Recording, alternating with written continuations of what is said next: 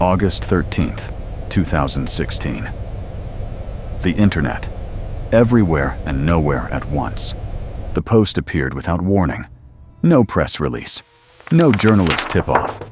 No coordinated leak through a lawyer or a whistleblower hotline. Just a message. Badly spelled. Grammatically fractured. Written in a voice that seemed to oscillate deliberately between broken English and something stranger. Something that felt almost theatrical in its incoherence. Dropped onto the Internet like a stone through a plate glass window. The group called themselves the Shadow Brokers. Nobody had heard of them before that morning. By the end of the week, every intelligence agency on Earth knew their name, because what the Shadow Brokers claimed to have, and what they proceeded to demonstrate in devastating and irrefutable detail, was a collection of cyber-weapons stolen directly from the most sophisticated hacking operation on the planet. Not a criminal gang, not a foreign intelligence service, not a corporate espionage outfit operating out of a high-rise in Shenzhen. The National Security Agency of the United States of America. The tools they published that day were not theories. They were not proof-of-concept demonstrations cobbled together by amateurs. They were operational weapons, working, refined, battle-tested instruments of digital warfare built by the NSA's most elite hacking unit, a division so classified that the agency spent years refusing to officially acknowledge its existence. A unit known, in the documents that would later define a generation of cybersecurity reckoning, as tailored access operations. The crown jewels of American cyber power, sitting on the open Internet. Free to download, free to use, available to every criminal, every rogue state, every teenager with a laptop and a grudge who happened to know where to look. And the worst part, the part that would take years to fully comprehend, was that this was only the beginning. Somewhere inside Fort Meade, a team of elite hackers had built the most dangerous cyber weapon ever created. They had tested it, refined it, deployed it in secret against targets across the globe, and locked it away in servers they believed were among the most secure on Earth. They never imagined someone would steal it. They never imagined someone would hand it to the entire world. How do the most closely guarded digital weapons in human history end up published on the open Internet? Who were the Shadow Brokers? And how did they get inside the vault? The answers to those questions lead somewhere deeply uncomfortable, not to a foreign capital, not to a sophisticated state-sponsored hacking team, but to a failure so fundamental, so systemic, so embarrassing that the most powerful intelligence apparatus ever assembled would spend years trying not to discuss it in public. The story begins not with a breach, but with a leak from within. To understand what was stolen, you first have to understand who built it. The National Security Agency does not, officially, break into things. Its mandate, as described in the legislation that governs it, is signals intelligence, the collection and analysis of electronic communications. It listens, it intercepts, it decrypts. That is the public-facing description of what the NSA does, and it is accurate as far as it goes. What it leaves out is the part that intelligence insiders have known for decades, and that the broader public would only begin to grasp after a series of revelations that started with Edward Snowden in 2013, and accelerated dramatically with the Shadow Brokers in 2016. The NSA also attacks. Tailored Access Operations, TAO, was the agency's offensive hacking division, established in 1997 and headquartered at Fort Meade, Maryland, inside a facility so secure that employees working in its most sensitive sections operated behind a second layer of clearances beyond the already extraordinary requirements for NSA employment. TAO's mission was straightforward in concept and staggering in execution. Gain persistent, undetected access to the computer systems of foreign governments, militaries, terrorist organizations, and anyone else the United States government designated as a target of interest. They were, by any objective measure, the best in the world. The tools TAO developed over nearly 2 decades of operation were not the blunt instruments of criminal hacking. The automated scanners, the commodity malware, the off-the-shelf exploit kits available on dark web forums for a few $100s. They were precision instruments, surgical, designed to penetrate specific targets, persist undetected for months or years, and exfiltrate intelligence without leaving traces that could be attributed back to the United States government. Where each tool represented hundreds of hours of development work, vulnerability research, and operational testing by some of the most technically sophisticated people in any government on Earth. EternalBlue was one of the crown jewels. Developed sometime in the early 2000s, the exact timeline remains classified. EternalBlue exploited a critical vulnerability in Microsoft's Server Message Block Protocol, or SMB. SMB is one of the oldest and most fundamental components of Windows networking, the protocol that allows computers on the same network to share files, printers, and other resources. It runs silently on virtually every Windows machine on Earth, largely invisible to the users whose computers depend on it daily. The vulnerability EternalBlue exploited allowed an attacker to send specially crafted packets to a target computer running a vulnerable version of SMB and achieve remote code execution, meaning they could run any software they chose on the target machine without authentication, without the user's knowledge, without leaving obvious traces. A perfect key to a nearly universal lock. Microsoft did not know the vulnerability existed. That was by design. TIO's researchers had discovered it and kept it secret, classified it, weaponized it, and incorporated it into their operational toolkit. In the intelligence community, these undisclosed vulnerabilities are called 0 days. Flaws in software that the developer has had 0 days to patch because they don't know the flaw exists. 0 days are currency. They are power. And a sufficiently powerful 0 day against a sufficiently widespread piece of software is worth, in operational terms, more than almost any other intelligence asset, because it can be used repeatedly, invisibly, against virtually any target running the vulnerable system. EternalBlue worked against every unpatched version of Windows from XP through Server 2008, which is to say, it worked against an enormous fraction of the computers connected to the internet on Earth. The NSA used it. Carefully, selectively, against specific authorized targets through operational channels that were supposed to ensure accountability and minimize the risk of the tool being discovered or replicated. For years, it worked exactly as intended. A precision instrument in skilled hands, deployed with the discipline of professionals who understood exactly how dangerous it was. The danger was always the same danger. What happens if someone else gets it? That question had been raised internally within the intelligence community for years.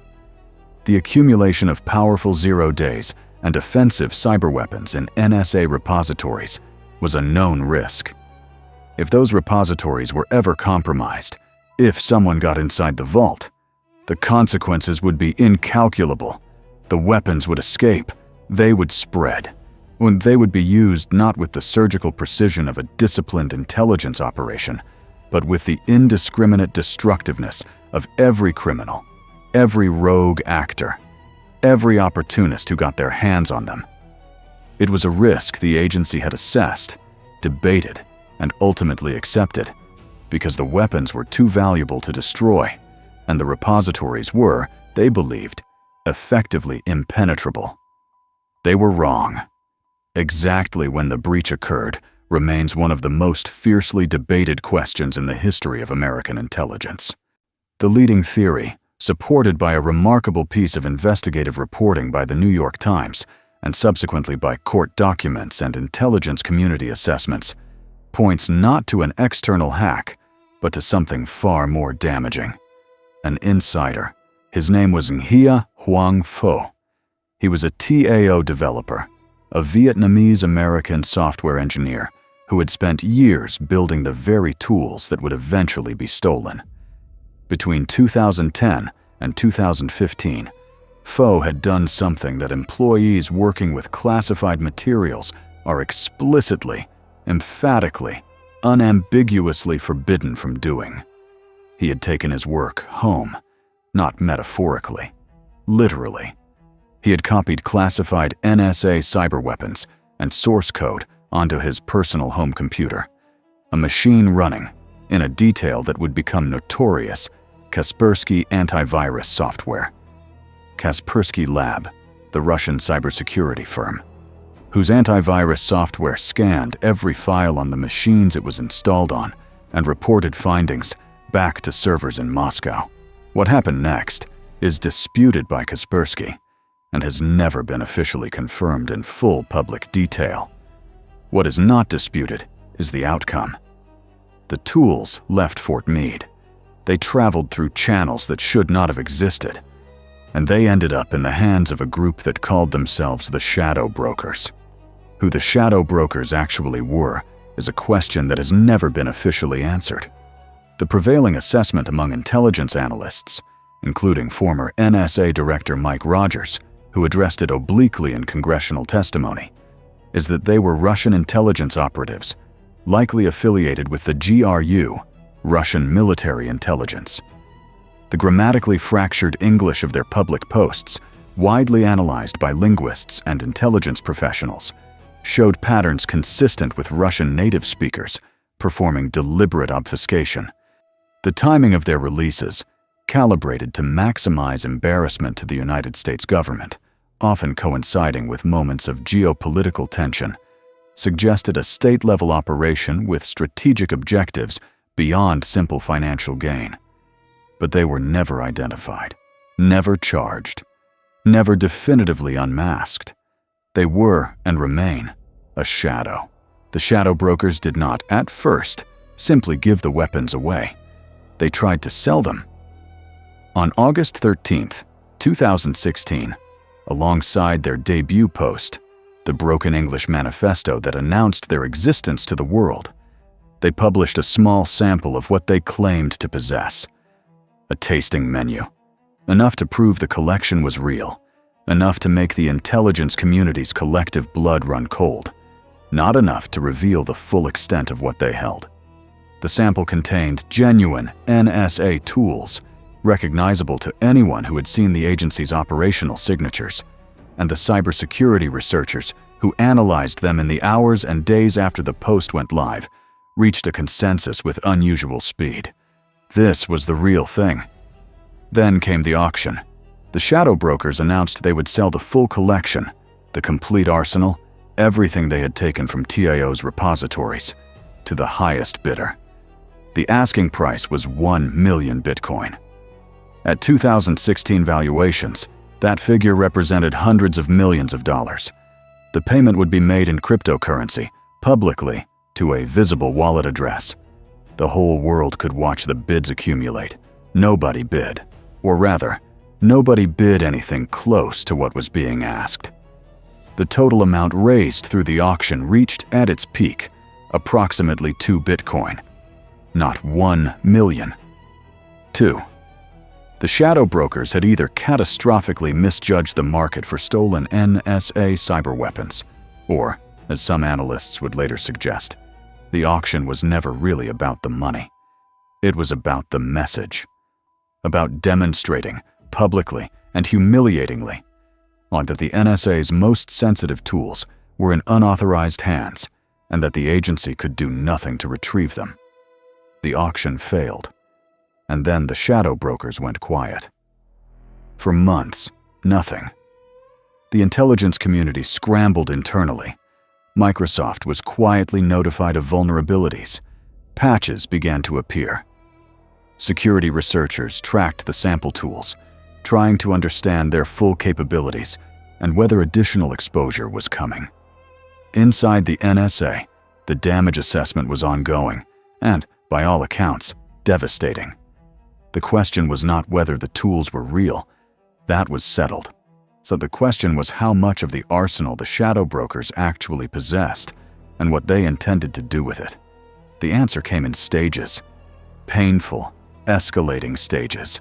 In October 2016, the shadow brokers posted again, this time releasing a second tranche of files, more tools, more proof. Then silence again. Then in December, another post. The pattern was becoming clear. This was not a one-time disclosure. The shadow brokers were managing a release schedule, parceling out the arsenal in installments, maintaining their relevance, maximizing the sustained embarrassment to the United States government over the maximum possible period of time. And then came April 14th, 2017. The shadow brokers called it their Lost in Translation release. It was, by any measure, the most consequential single publication in the history of offensive cybersecurity. In a single data dump, uploaded to a file-sharing site, linked in another fractured theatrical post, they released the full catalog of NSA exploitation tools they had been holding, dozens of weapons, years of development work, the complete contents of what analysts would later describe as a significant portion of TAO's operational toolkit. EternalBlue was in the dump. So was Double Pulsar, a backdoor implant tool that worked in conjunction with EternalBlue to maintain persistent access to compromised systems. So were Eternal Champion, Eternal Romance, Eternal Synergy, a suite of SMB exploits with the same family name, each targeting slightly different configurations. So were tools targeting other protocols or other operating systems, other layers of the network stack. The dump was not a single weapon. It was an armory. The cybersecurity community's reaction moved through stages that mirrored grief. First, disbelief. Researchers downloaded the files and began analyzing them, expecting the tools to be incomplete, degraded, perhaps partially fabricated. They were not. Every major tool in the dump worked. They worked against systems that had not yet been patched. They worked with a reliability and sophistication that could only come from years of operational development and testing by the most skilled hackers on Earth. Then, alarm. Because EternalBlue in particular worked against an enormous proportion of Windows systems still in use globally. Microsoft had released a patch, MS17-010, the previous month, in March 2017, after being quietly tipped off about the vulnerability by the intelligence community in the weeks before the dump. But patches required deployment. And in the real world, in hospitals, in government offices, in corporations running legacy systems, in universities and small businesses and public utilities operating on tight budgets and smaller IT teams, patches do not get deployed the moment they are released. Systems run unpatched for months, for years, sometimes forever. The window between the patch release and the shadow broker's dump was 28 days. 28 days was not enough. Hundreds of thousands of Windows systems worldwide remained unpatched when EternalBlue hit the internet on April 14th.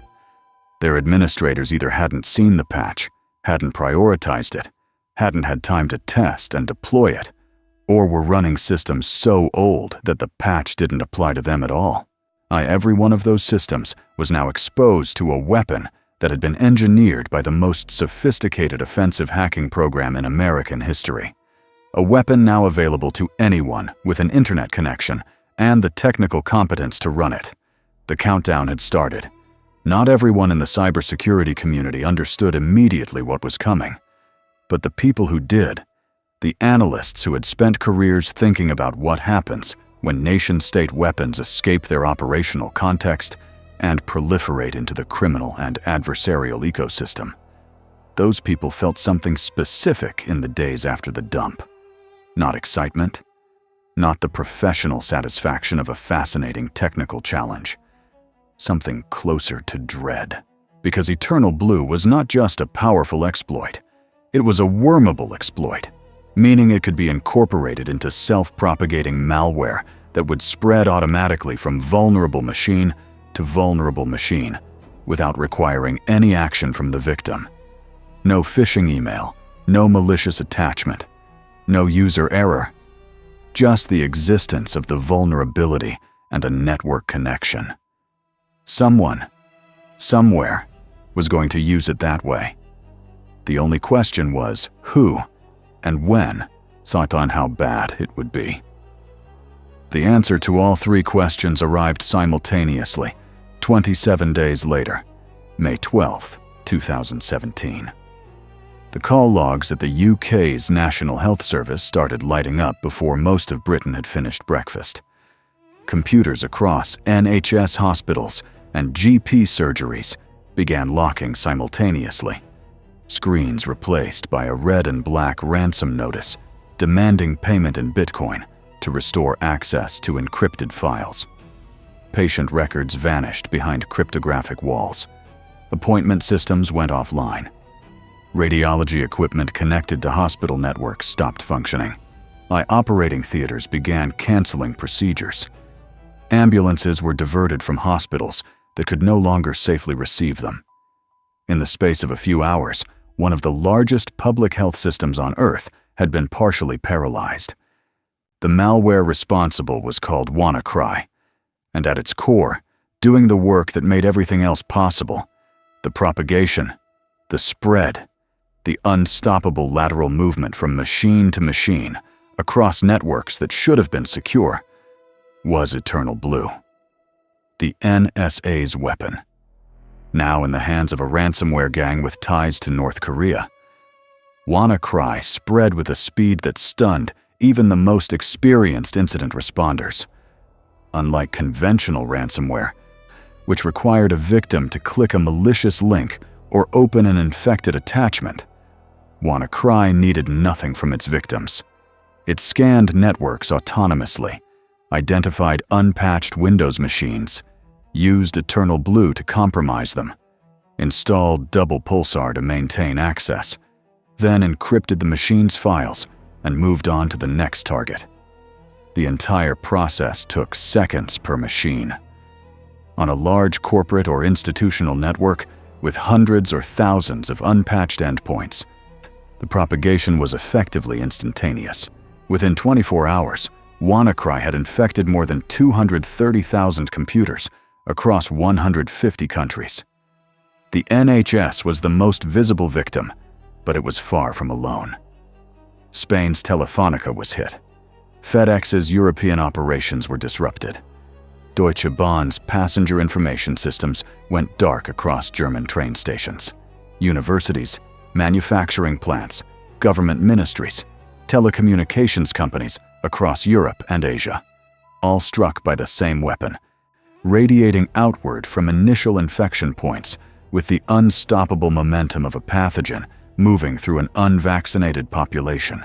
The attack was stopped, partially temporarily, by a 22-year-old British security researcher named Marcus Hutchins, who discovered a kill switch buried in WannaCry's code.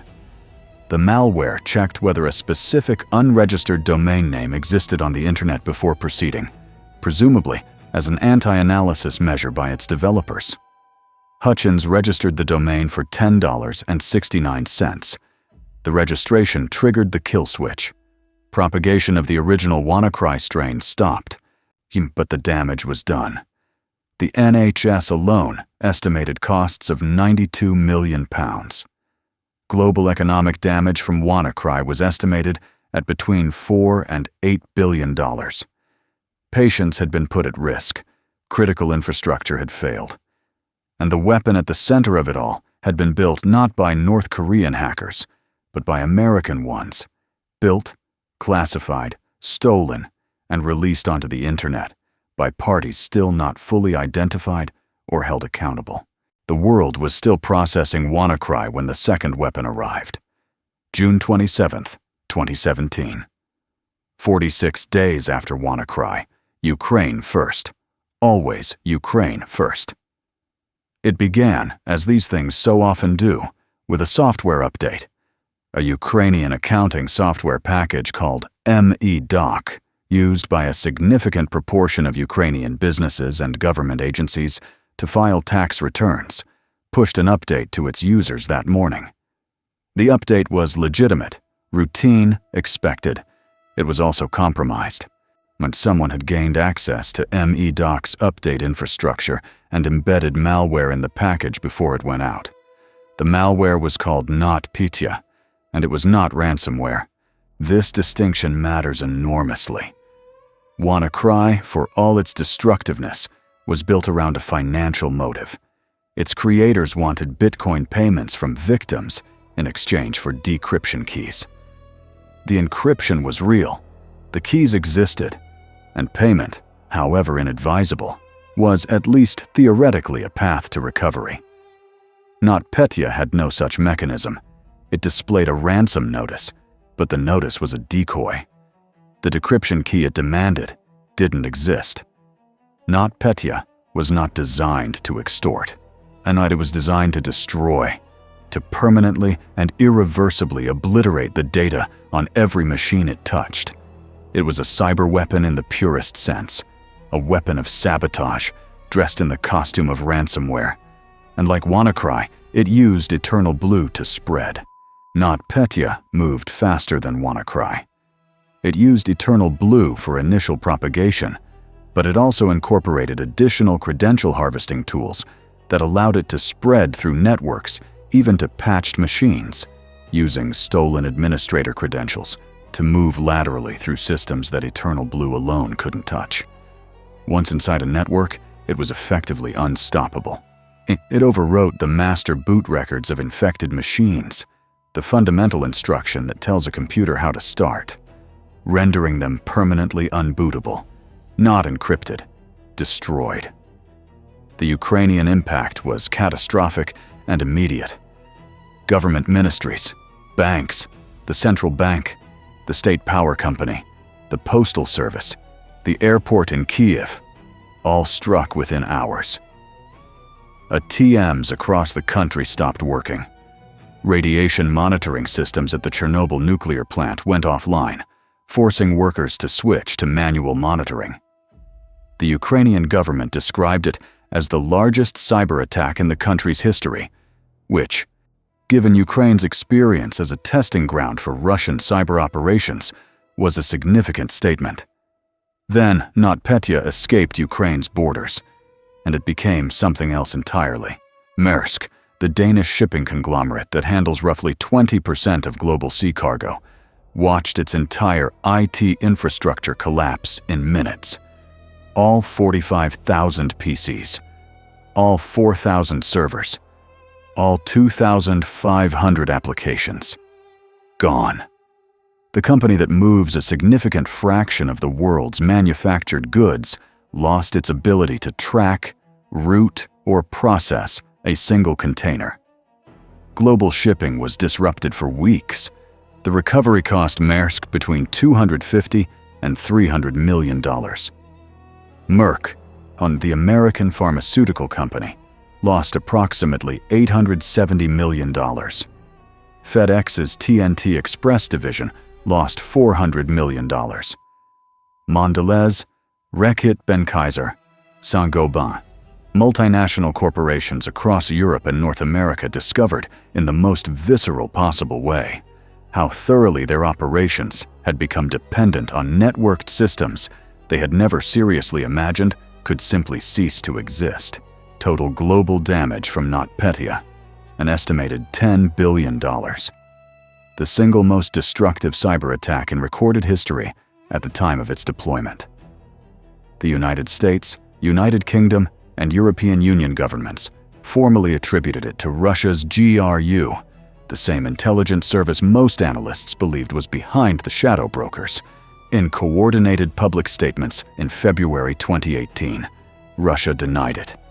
But the weapon that made it possible, the weapon that gave NotPetya its ability to propagate with the speed and inevitability of a force of nature, had not been built by the GRU. It had not been built in Moscow or St. Petersburg or any facility affiliated with Russian intelligence.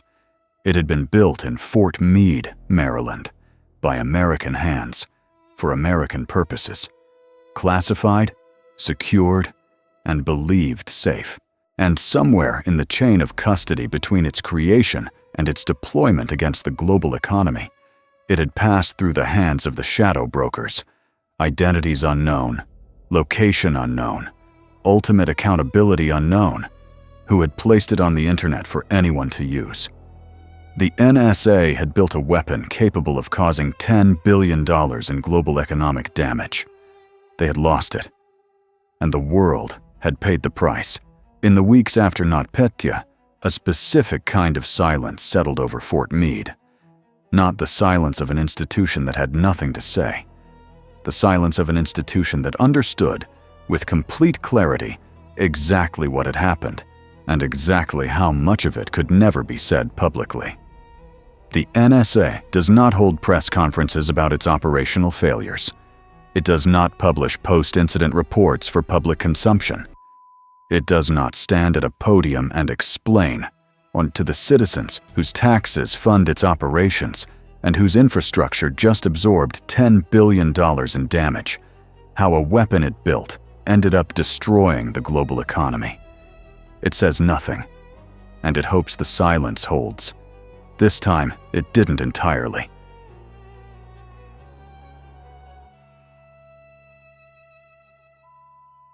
The breadcrumbs were too numerous, too well documented, too widely analyzed by too many independent researchers and journalists for the full picture to stay buried.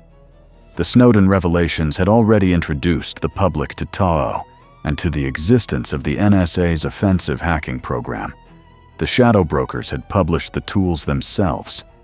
The WannaCry and NotPetya investigations had traced the exploitation back to EternalBlue with forensic certainty, and the arrest and prosecution of Nghia Huang Po, announced by the Justice Department in December 2017, the same month Jha and his Mirai co-conspirators were entering their own plea agreements half a world away, provided the closest thing to an official acknowledgement that the breach had come from within. Fo pleaded guilty to willful retention of national defense information.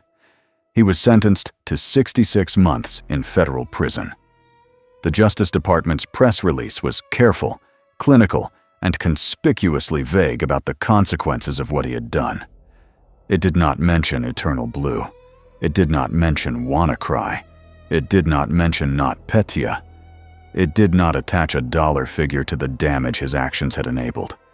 66 months for a chain of consequences that cost the global economy an estimated $10 billion and disrupted healthcare for millions of people. The arithmetic of accountability in national security cases operates by different rules than ordinary justice. But the reckoning came from other directions too. Microsoft, whose software had contained the vulnerability that EternalBlue exploited, responded with a combination of emergency patches and unprecedented public anger. In a blog post written by company president Brad Smith that has become one of the most cited documents in the history of cybersecurity policy, Microsoft made an argument that was remarkable in its directness. Governments stockpiling vulnerabilities in civilian software are creating a danger that will inevitably be turned against the very civilians they claim to protect. Smith compared the situation to the U.S. military having its Tomahawk missiles stolen. He called for a digital Geneva Convention, international rules governing the development, stockpiling, and use of cyberweapons. The post was diplomatically unsigned by any specific intelligence agency, but its target was unmistakable. The NSA's internal vulnerability review process, the Vulnerabilities Equities Process, or VEP, a mechanism supposedly designed to weigh the intelligence value of keeping a zero-day secret against the security cost of leaving millions of users exposed, came under intense scrutiny. Critics argued that the EternalBlue case demonstrated the process was systematically biased toward retention, toward keeping vulnerabilities secret for offensive use, rather than disclosing them to vendors for patching. The NSA had known about the SMB vulnerability for years. Microsoft had been patched only when the breach became inevitable, and the tools were already in unauthorized hands. The patch had come not as a decision to protect users, but as damage control for an ongoing disaster. In the years that followed, the vulnerabilities equities process was reformed, at least on paper. New disclosure criteria were announced. New oversight mechanisms were established. Senior intelligence officials gave speeches about the importance of balancing offensive capability against defensive responsibility. The language was careful, and the commitments were measured, and the fundamental tension at the heart of the issue. The NSA needs powerful offensive tools, and powerful offensive tools become catastrophic liabilities if they escape, was never resolved, because it cannot be resolved by process reform alone. The problem is architectural. The problem is that cyber weapons, unlike physical weapons, can be copied perfectly and distributed instantly. A stolen Tomahawk missile is one missile.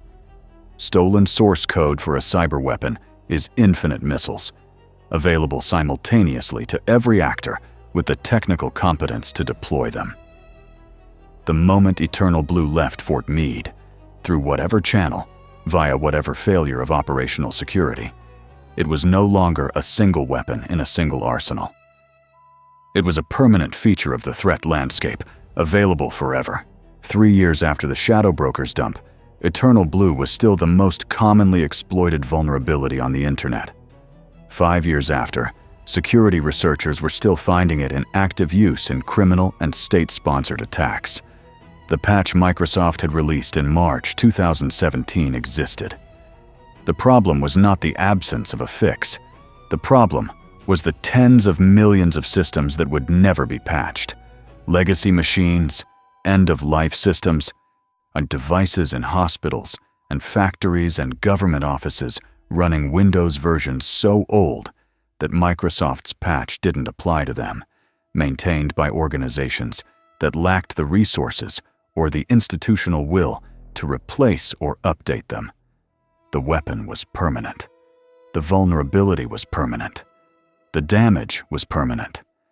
And the shadow brokers themselves remained, to the end, a mystery.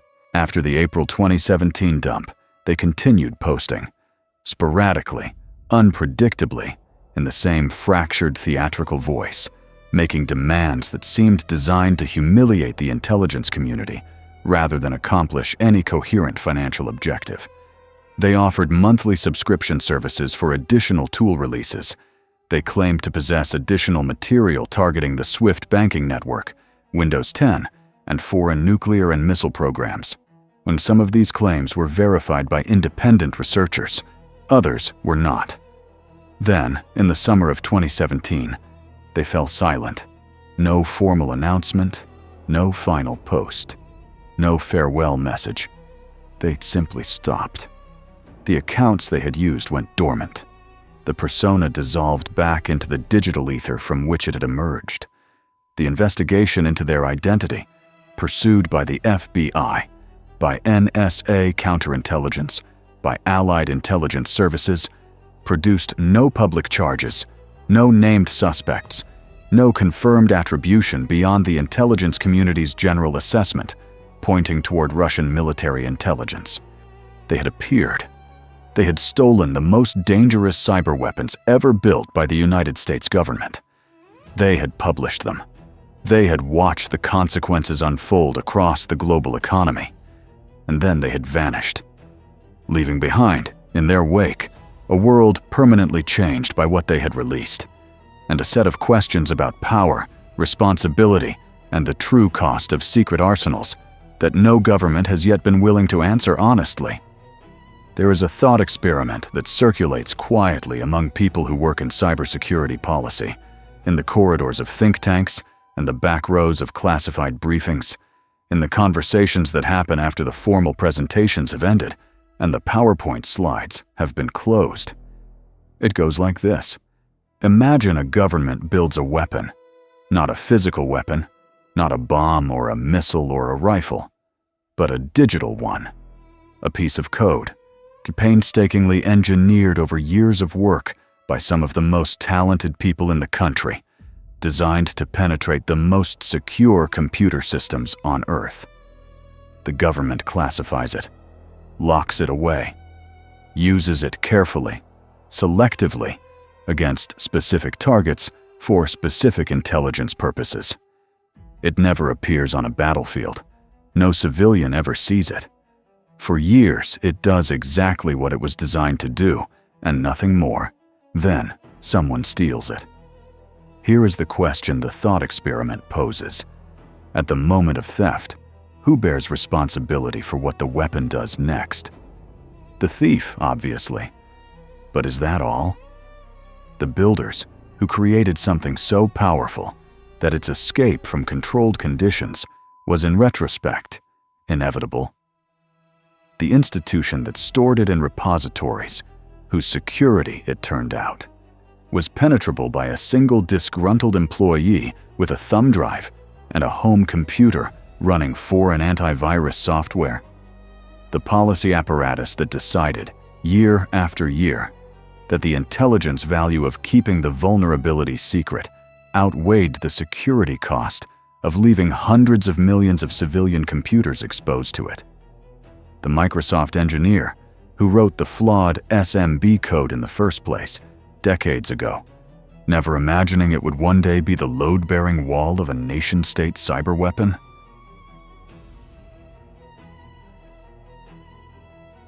The hospital administrator who didn't deploy the patch in time.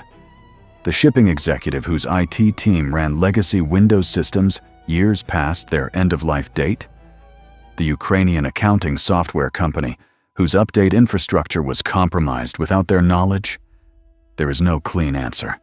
There is no single throat to choke, no single point of failure whose correction would have prevented what happened.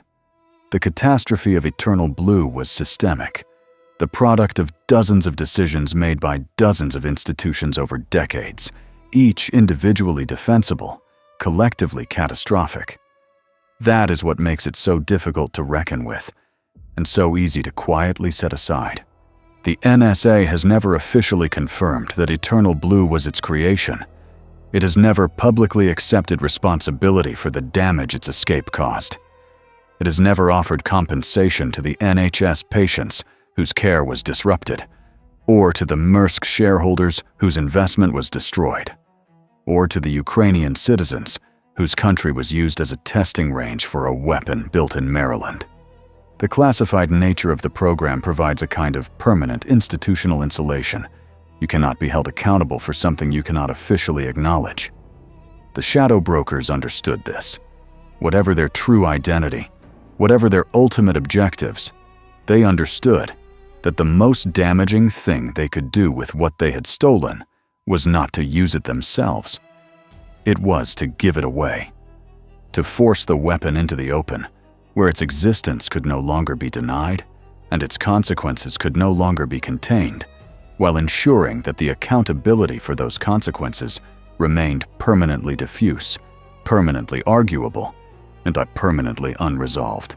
It was, as an act of strategic sabotage, close to perfect, because the damage did not end with WannaCry. It did not end with NotPetya. In 2019, the city of Baltimore was struck by a ransomware attack that used EternalBlue as its propagation mechanism. The city's government systems were crippled for weeks, costing an estimated $18 million. In 2021, researchers found EternalBlue still being actively exploited in attacks against unpatched systems. In 2023 and beyond, security firms continued to detect it in the wild. A weapon built in the early 2010s, once stolen in 2015 or 2016, published in 2017, patched the same year, and still finding victims nearly a decade later among the vast population of systems that will never be updated. EternalBlue will be exploited somewhere on the internet today, and tomorrow, and the day after that. This is the specific horror of cyberweapons that their physical counterparts do not share. A stolen missile can be used once and is then gone. Stolen code is eternal. It propagates. It mutates. It gets incorporated into new tools by new actors for new purposes its original creators never imagined. The NSA built EternalBlue to gather intelligence about specific targets. North Korean hackers used it to extort hospitals. Russian military intelligence used it to destroy the global shipping industry. Criminal ransomware gangs used it to hold city governments hostage. Each use was different. Each use was enabled by the same stolen lines of code. Each use added to a damage total that grows still. The question the intelligence community has never been willing to answer publicly.